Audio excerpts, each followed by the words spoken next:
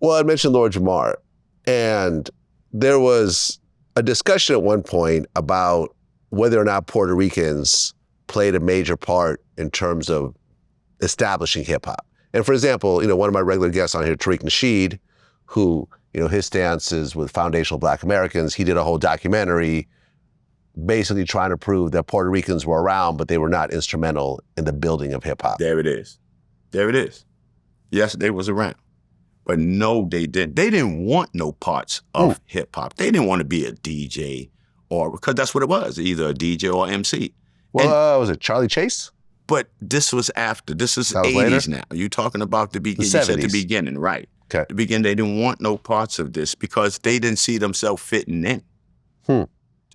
From me. Yeah, well, you were there, so. Right. So there was no parts of it. But now what the part they played, because we entered it as the culture, would be breakdancing and graffiti writing. Because as Puerto Ricans, they were only ones with the courage to do some shit like that. Niggas wasn't doing that. We considered the niggas.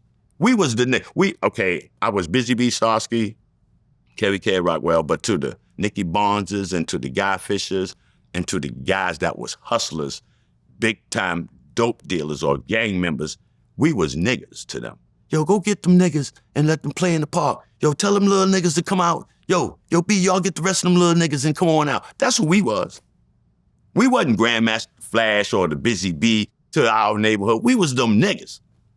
Yo, go get them niggas and let them play in the park, and, so we can make us go. Because the Puerto Ricans for back then, they was about the loose joints, the chocolate board. They would sell the loose joints, gabata suetos. Hey, that's what the fuck they do. When they seen all the niggas and the people around listening to the music, that's where they got their money off at. The chocolate board, they hustling, they gambling, and selling loose joints, and listening to the vibe of the music. That's where they played. But then, we allowed them with the breakdancing because that was their shit. They was dope with that.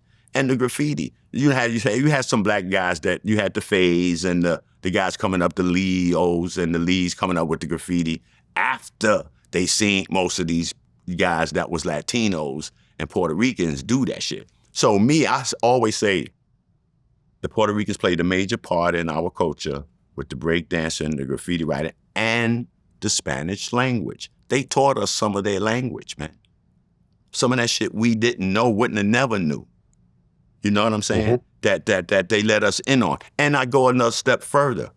The word, everybody going crazy, you can't say no more. Yo, we were saying to men, we didn't have around us to say you were. There was no gay men, I'll say that. There wasn't no gay men around us to call them. Except for maybe Africa Bambaataa. No, man. I'm just saying. I'm just saying, well, the fuck out it is what it is. There was no gay men around us to say, yo, but you knew we were gay. But we would talk to guys or girls or sucker. If you did sucker shit, that was shit. Now you a sucker ass nigga. It wasn't 9 times out of 10 or 90% of the men that was calling people was another man or another person. It wasn't a gay man. So, everybody is panicking now. You can't say. Why? You motherfucker, if some of my homeboys is to me and they not gay. Okay. So that's all I'm saying.